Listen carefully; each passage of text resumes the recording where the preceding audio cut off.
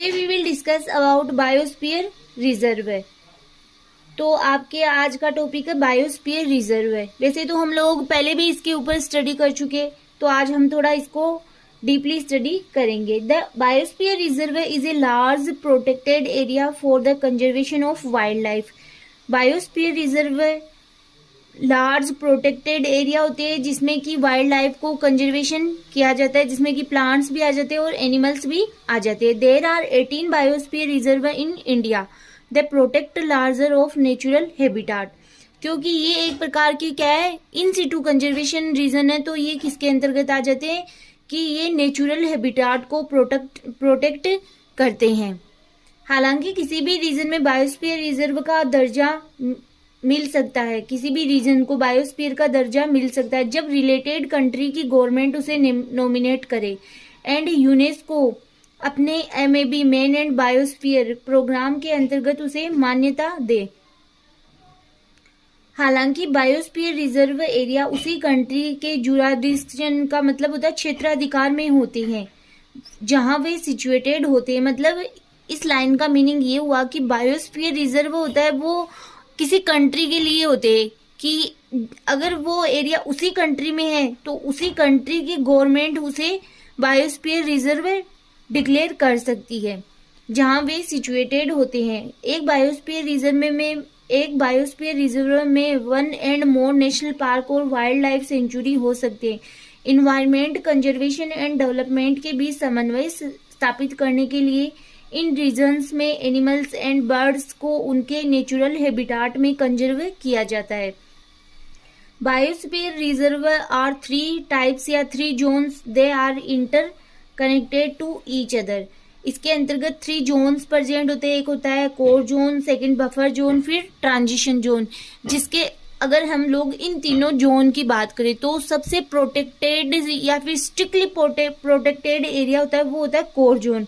फिर उसके अराउंड आता है बफर जोन, फिर नेक्स्ट आता है वो होता है ट्रांजिशन एरिया जिसमें ह्यूमन एक्टिविटीज या फिर ह्यूमन सेटलमेंट किया जा सकता है।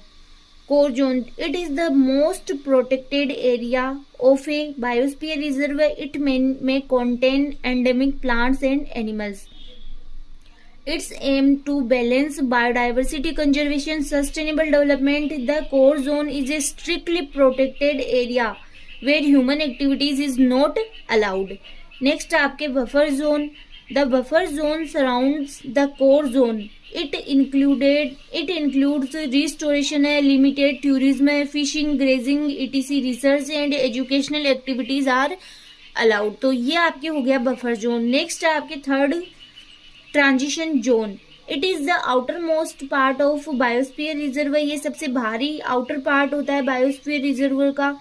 It is the zone of corporation where human activities are allowed. It includes settlement of humans है। It is a large area where people live and work and using natural resources. ये ऐसा area होता है जो सबसे large होता है जहाँ पे लोग रह भी सकते हैं, वर्क भी कर सकते हैं, नेचुरल रिसोर्सेज को यूज में भी ले सकते हैं। Using natural resources in A sustainable settlement manner.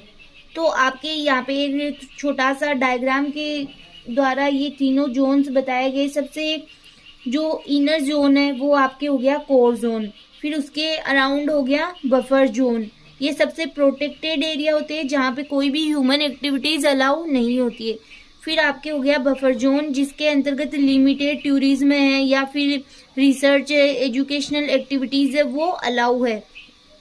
But last वाला जो ट्रांजिशन जोन है, जो सबसे आउटर जोन है, उसकी अगर हम लोग बात करें तो इसमें ये ऐसा जोन है जिसके अंतर्गत ह्यूमन सेटलमेंट भी हो सकता है, वर्क भी कर सकता है यहाँ पे और नेचुरल रिसोर्सेज का यूज भी ले सकता है, बट सस्टेनेबल तरीके से, किसी भी प्रकार का डैमेज नहीं होना चाहिए। इस तरीके से सस्टेनेबल मैनर के रूप में यूज में ले सकते हैं।